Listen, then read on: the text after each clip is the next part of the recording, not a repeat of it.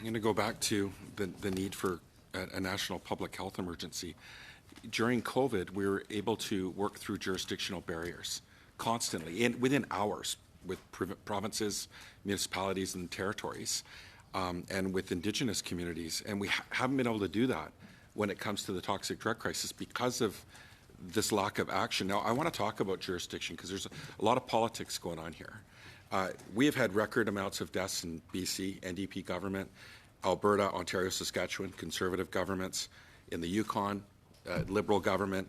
30 states doubled in overdose in the last 2 years in the U.S.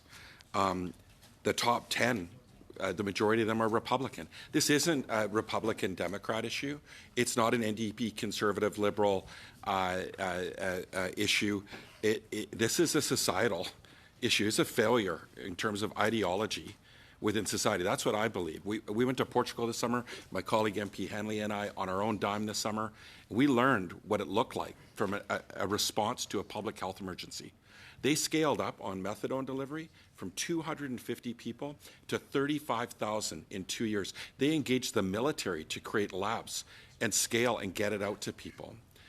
Is this government looking at an emergency type response? Because we haven't seen it yet. And I really want to encourage everybody around the table here that we need to work collectively, because that's the big win in Portugal was the politicians took off their gloves and they let the experts lead, and they supported them with the resources. That's how they actually got things done. Sorry, it's my time. So what I would go to, I think it's important that I think it's exactly the information from experts, the advice from experts that informed our renewed strategy, which looks at making sure that we take some short-term urgent actions as well as long-term actions, and that's an integrated suite of actions that take a compassionate approach. It is, again, we need to look at evidence-based actions, scaling those up.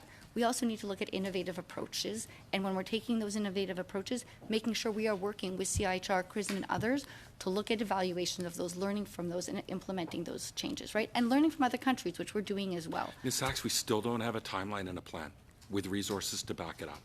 That's the problem. Without that, we're never going to get there. I think this It's piecemeal. It's not working. Incrementalism kills in a health crisis. So does disinformation.